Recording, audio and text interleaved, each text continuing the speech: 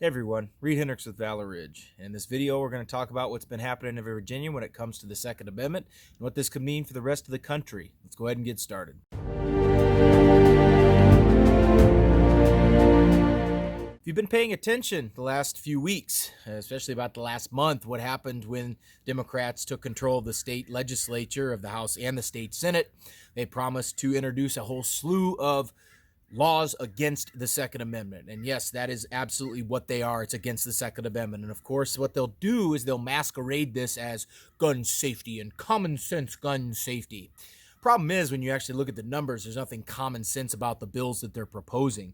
They want to get rid of semi-automatic rifles. They want to do away with magazines that hold more than X number of rounds, and other measures that will further infringe upon regular, everyday people's rights when it comes to keeping and possessing arms, keeping and bearing arms. What concerns me about this whole thing is the tone of the Attorney General. The Attorney General there has said that any legislation passed by the state and signed by the governor will be enforced, and strictly so, and that everybody will be expected to comply with this. Where was he on immigration when it came with federal law? No, he didn't want to do that. He didn't want to enforce that. And in fact, many places in Virginia are not enforcing federal immigration law. But when it comes to the Second Amendment, he's perfectly fine with it. In response to his rhetoric and in response to these bills, there have been at this point well over 40 counties that have adopted protection for their citizens' Second Amendment rights. Sheriffs, district attorneys, all of these places have put in safeguards for citizens' Second Amendment's rights. And in many cases, they have put their foot down and said, not only will we not have any money used to enforce any of these laws, but they will use every means available to them to protect their citizens' Second Amendment rights. This is a great thing. In addition, what you've had is you've had many militias being formed in some of these counties. Guys, this is stuff that should have been happening for years. This is stuff that should have been going on for decades, if not longer. And I'm not here to cast stones on them. I'm congratulating them on what they're finally doing.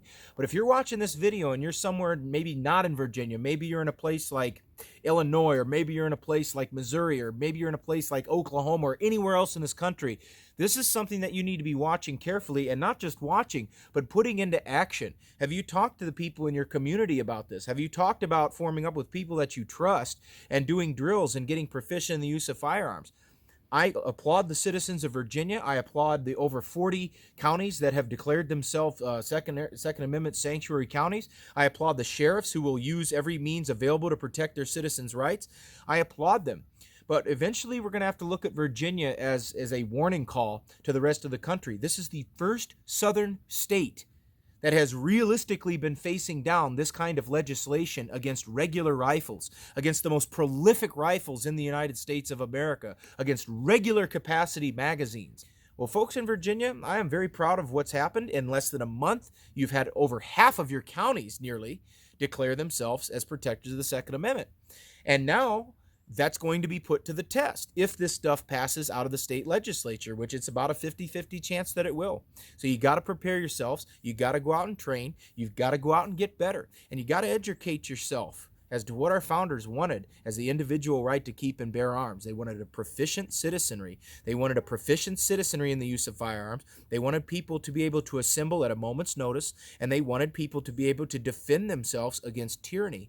And that's what the Attorney General of Virginia looks, smells, and sounds like. He looks, smells, and sounds like a tyrant. All of his minions are the same way, and you're going to have to be able to stand firm against people like that.